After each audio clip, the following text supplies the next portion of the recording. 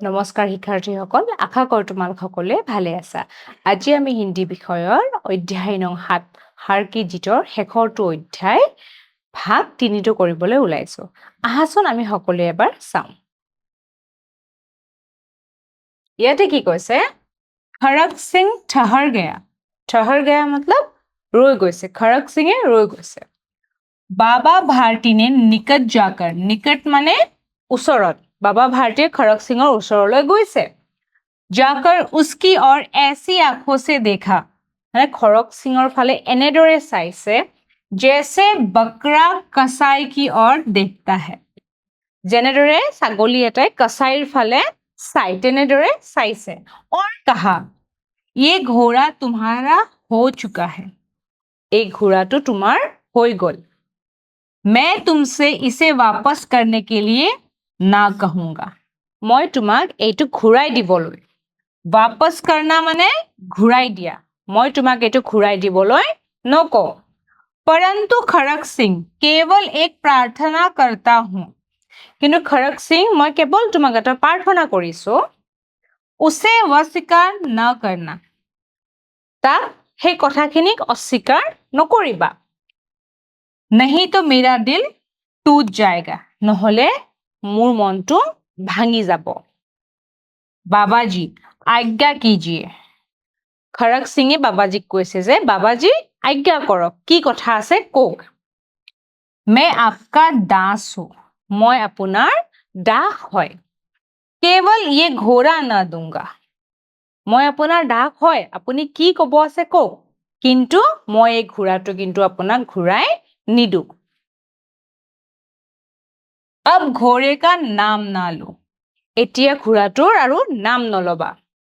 मैं तुमसे इसके विषय में कुछ ना कहूंगा, मैं तुम्हार এই বিষয়ত इसके विषय में कुछ ना कहूंगा, এই বিষয়ে মই তোমাক একো নকওঁ। मेरी प्रार्थना केवल ये है कि इस घटना को किसी के सामने प्रकट ना करना, মোৰ কেৱল এটাই প্ৰাৰ্থনা যে এই ঘটনাটোৰ কাকো নকবা, এই ঘটনাটোৰ বিৱৰণ কাকো নিদিবা। খৰক সিং কা মুহ आश्चर्य से खुला रह गया, খৰক সিঙে আচৰিত হৈ গল যে বাবাই কি কথা কলে। उसका विचार था कि उसे घोड़े को लेकर यहाँ से भागना पड़ेगा, খৰক সিঙে ভাবিছিলে যে ঘোঁৰাটো লৈ ইয়াৰ পৰা পলাবহে লাগিব। परंतु बाबा भारती ने स्वयं उससे कहा कि इस घटना को किसी के सामने प्रकट ना करना, খৰক সিঙে ভাবিছিলে যে মই ঘোঁৰাটো লৈ পলাব লাগিব, কিন্তু বাবা ভাৰতীয়ে ক'লে যে এই কথাটো, ঘোঁৰাটো যে তুমি মোৰ পৰা লৈ গলা, এই কথাটো কিন্তু কাকো নকবা। এই কথাষাৰ শুনি খৰক সিং আচৰিত হৈ গৈছিলে। इससे क्या प्रयोजन सिद्ध हो सकता है, इससे क्या प्रयोजन सिद्ध हो सकता है, खरक सिंह ने बहुत सोचा। ইয়াৰ কথাটোৰ অৰ্থ কি, তাৰমানে কিয় তেনেকে ক'লে, খৰক সিঙে বহুত সময় ভাবিলে। बहुत सिर मारा, একদম হাত পেৰ মাৰা, চিৰ মাৰা বুলি যে কয়, বহুত মাথা মাৰিলে, কথাটো বহুত ভাবিলে। परंतु कुछ समझ न सका, কিন্তু একো ভাবিয়ে নাপালে যে বাবা ভাৰতীয়ে কিয় তেনেকে কথাষাৰ ক'লে, কাৰণ বাবা ভাৰতীয়ে সুলতানক বহুত ভাল পাইছিলে। हार कर उसने अपनी आंखें बाबा भारती के मुख पर गरा दी, তেওঁ হাৰি গল, ভাবি ভাবি তেওঁ হাৰি গল আৰু अपनी आंखें बाबा भारती के मुख पर गरा दी, অৰ্থাৎ তেওঁ বাবা ভাৰতীক একদম চায়ে থাকিলে। ঠিক আছে। और पूछा बाबाजी इसमें आपको क्या डर है, আৰু তেওঁ যিহেতু ভাবি নাপালে তেওঁ কিয় এনেকে কথাটো ক'লে, তেওঁ বাবাজীক সুধিয়ে পেলালে যে বাবাজী আপুনি এই কথাষাৰ কিয় কৈছিলে। सुनकर बाबा भारती ने उत्तर दिया, खरक सिंगर प्रश्नটো শুনি बाबा भारतीয়ে उत्तर दिसे। लोगों को यदि इस घटना का पता लग गया तो वे किसी दिन दुखी पर विश्वास न करेंगे। এতিয়া বাবা ভাৰতীয়ে কৈছে যে মানুহে যদি এই কথাষাৰ গম পায় তেতিয়া কি কৰিব, वे किसी दिन दुखी पर विश्वास न करेंगे, তেওঁ কোনোৱে কেতিয়াও দুখীয়া মানুহক, দৰিদ্ৰ মানুহক বা দিব্যাংগ মানুহক বিশ্বাস নকৰিব। ये कहते कहते उन्होंने सुल्तान की ओर से इस तरह मुंह मोड़ लिया जैसे उनका उससे कभी कोई संबंध ही नहीं रहा हो, এনেদৰে কৈ তেওঁ সুলতানক নুচুৱাই হ'ল যেন সুলতানক তেওঁ চিনিয়ে নাপায় তেওঁ এনেকে মুহ মৰলিয়া অৰ্থাৎ তেওঁ পিছমুখ দিলে যেনেকে সুলতানক তেওঁ চিনিয়ে নাপায় বাবা ভাৰতী চলে গে বাবা ভাৰতী সেই ঠাইৰ পৰা গুচি গ'ল परंतु उनके शब्द खड़क सिंह के कानों में उसी प्रकार गूंज रहे थे কিন্তু বাবা ভাৰতীয়ে যিখিনি কথা ক'লে সেই কথাখিনি খৰক সিঙৰ মূৰত কিন্তু সোমায়ে থাকিলে সেই কথাখিনি সেই বাবা ভাৰতীৰ সেই আৱাজখিনি তেওঁৰ মূৰত সোমায়ে থাকিলে सोचता था कैसे ऊंचे विचार है তেওঁ ভাবিছে খৰক সিঙে ভাবিছে কি উচ্চ বিচাৰ কিমান কথা ভাবিছে যে ইমান মৰম কৰা নিজতকেও বেছি ভাল পোৱা নিজতকেও আপোন ঘোঁৰাটো তেওঁ কেৱল একমাত্ৰ কাৰণে এৰি দিছে যে এই কথাটো যদি গম পায় মানুহে দুখীয়া মানুহক দৰিদ্ৰ মানুহক বা দিব্যাংগ মানুহক বিশ্বাস নকৰা হ'ব গতিকে এই কথাটো কাকো ক'ব মানা কৰিছে কেঁচা পবিত্ৰ ভাৱ হে কিমান পবিত্ৰ মনৰ মানুহ হ'ব লাগিব আমাৰ যদি কিবা এটা বস্তু চুৰ হৈ যায় আমি একদম চিঞৰ বাখৰ কৰিম কন্দা কটা কৰিম হয়নে আমাৰ নিজৰ বস্তুটোহে বিচাৰিম কিন্তু তেওঁ নিজৰ বস্তুটো যাবলৈ দিছে কিন্তু এই কথাষাৰ কাকো ক'ব মানা কৰিছে उन्हें इस घोड़े से प्रेम था खड़क सिंहे ভাবিছে যে বাবা ভাৰতীয়ে ঘোঁৰাটোক ভাল পাইছিলে उन्हें इस घोड़े से प्रेम था इसे देखकर उनका मुख फूलों की नाई खिल जाता था ঘোঁৰাটোক চাই কি হৈছিলে বাবা ভাৰতীৰ মুখত ফুলৰ দৰে একদম চমকি গৈছিলে খিলি গৈছিলে অৰ্থাৎ উজলি উঠিছিলে कहते थे इसके बिना मैं रह ना सकूंगा তেওঁ কৈছিলে যে ঘোঁৰাটো নহলে মই জীয়াই থাকিব নোৱাৰিম इसकी रखवाली में वे कई रातें सोए नहीं ঘোঁৰাটোক ৰখিবলৈ তেওঁ কিমান দিন যে শুৱাই নাছিলে भजन भक्ति ना कर रखवाली करते रहे भजन भक्ति মন্দিৰত ভজন কীৰ্তন কৰাও বাদ দিছিলে কেৱল ঘোঁৰাটো নিব বুলি খৰক সিঙে ঘোঁৰাটো লৈ যাব বুলি তেওঁ ঘোঁৰাটোৱে ৰখি থাকিলে परंतु आज उनके मुख पर दुख की रेखा तक ना दिखाई पड़ती थी কিন্তু আজি তেওঁৰ মুখত দুখৰ বিন্দু মাত্ৰাও দেখিবলৈ পোৱা নাযায় দুখৰ ভাৱ দেখিবলৈ পোৱা যোৱা নাই उन्हें केवल ये ख्याल था कि कहीं लोग दिन दुखियों पर विश्वास करना ना छोड़ दे তেওঁ কেৱল তেওঁ ঘোঁৰাটোৰ কথা ভাবা নাই তেওঁ প্ৰিয় ঘোঁৰাটোৰ কথা ভাবা নাই তেওঁ কেৱল এইটো কথা ভাবিছে যে এই দুখীয়া দৰিদ্ৰ মানুহখিনিক যাতে মানুহে অবিশ্বাস নকৰে ऐसा मनुष्य नहीं देवता है খৰক সিঙে ভাবিছে যে এনেকুৱা মানুহ কেৱল মানুহ নহয় এগৰাকী দেৱতা হয় দেৱতাইহে এনেকুৱা কথা ভাবিব পাৰে रात्रि के अंधकार में खड़क सिंह बाबा भारती के मंदिर में पहुंचा रात्रिर अंधारत खड़क सिंहे बाबा भारती मंदिरলৈ গ'ল चारों ओर सन्नाटा था চাৰিওফালে सन्नाटा মানে একদম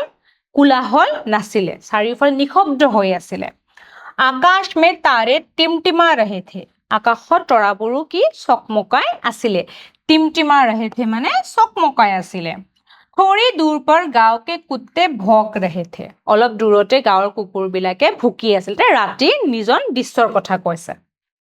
मंदिर के अंदर कोई शब्द सुनाई न देता था মন্দিৰৰ ভিতৰতো কোনো শব্দ অহা নাছিলে खड़क सिंह सुल्तान की बाग पकड़े हुए था खड़क सिंहे सुल्तानक धरि আছিল लेगामडाल धरि आছিলে वो धीरे धीरे अस्तबल के फाटक पर पहुंचा खड़क सिंहे लाहे लाहे शब्द নোহোৱাকৈ अस्तबলৰ गेटखনলৈকে গৈছে फाटक মানে गेट फाटक खुला पड़ा था गेटখন खुला आছিলে किसी समय वहां बाबा भारती स्वयं लाठी लेकर पहरा देते थे কোনো এক সময়ত বাবা ভাৰতীয়ে নিজে কি কৰিছিলে যাতে খৰক সিঙে ঘোঁৰাটো লৈ না যায় তাৰ বাবে পহৰা দিছিলে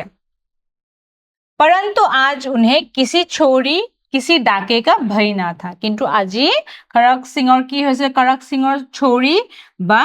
ডকাইতিৰ ভয় নোহোৱা হৈ গৈছিলে বাবা ভাৰতীয়ে খৰক সিঙৰ প্ৰতি থকা ভয় নোহোৱা হৈ গৈছিলে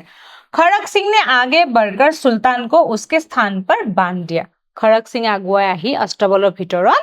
सुल्तानक बांधि थले और बाहर निकलकर सावधानी से फाटक बंद कर दिया और बाहिरলৈ ওলাই আহি अस्तबলৰ गेटখন বন্ধ কৰি দিলে इस समय उसकी आंखों में नेकी के आंसू थे সেই সময়ত খৰক সিঙৰ কি হৈছিলে চকুত नेकी के आंसू थे তেওঁ কান্দিছিলে নেকি মানে ভাল কাম কৰা ভাল কৰ্ম ভালৰ বাবে তেওঁৰ চকুত চকু পানী আহিছিলে रात्रि का तीसरा पहर बीत चुका था गभीर निशा হৈছিলে चौथा पहर आरंभ होते ही बाबा भारती ने अपनी कुटिया से बाहर निकल ठंडे जल से स्नान किया যেতিয়া একদম ৰাতিপুৱা হৈছে আৰু তেতিয়া কি কৰিছিলে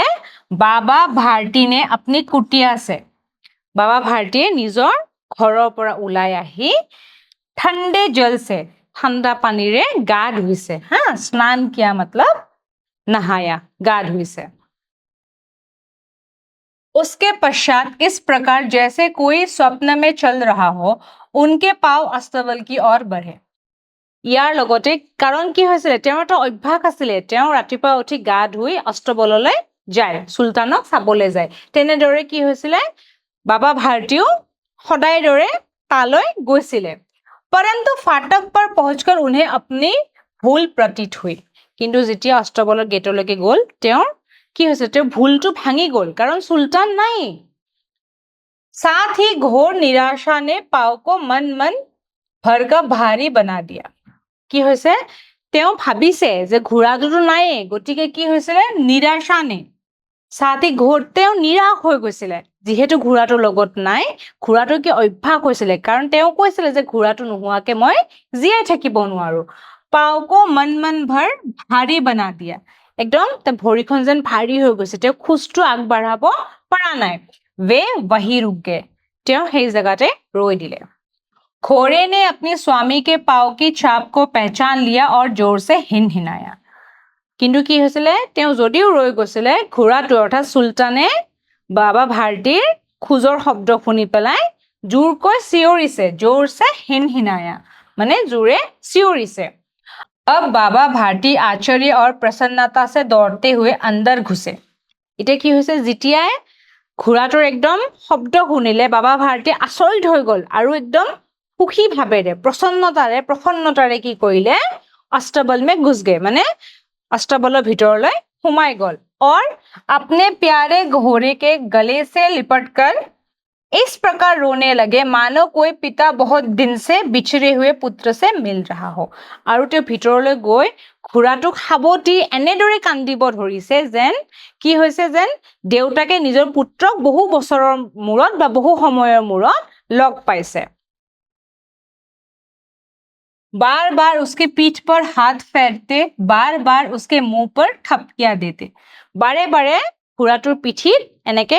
মাৰি আছে মানে সুখতে হ্যাঁ हाथ फेरते बारे बारे এনেকে हाथ फेराय আছে उसके मुंह पर ठपकियां देते এনেকে মুখত এনেকে মৰম কৰিছে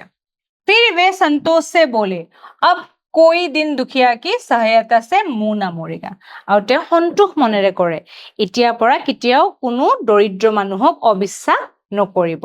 ঠিক আছে এই অধ্যায়টো খুবেই ধুনিয়া কাহিনীটো খুবেই ধুনিয়া নিশ্চয় তোমালোকে পঢ়ি ভাল পাবা আশা কৰো এই অধ্যায়টো গুটেইখিনি তোমালোকে ভালদৰে পঢ়িবা এতিয়া আমি মূল্যাঙ্কনলৈ যাওঁ আহা ইয়াতে কি কৈছে बाबा भारती ने अपने प्रिय घोड़े का नाम रखा था राजा बाबा भारतीये তেওঁ প্ৰিয় ঘোঁৰাটোৰ নাম ৰাখিছিলে ৰাজা হয়নে শুদ্ধ और अशुদ্ধ নিশ্চয় নহয় কাৰণ বাবা ভাৰতীয়ে তেওঁ ঘোঁৰাটোৰ নাম ৰাখিছিলে সুলতান গতিকে এইটো হ'ব अशुद्ध नेक्स्ट आओ हां कहानी के कहानीकार है पंडित बद्रीनाथ भट्ट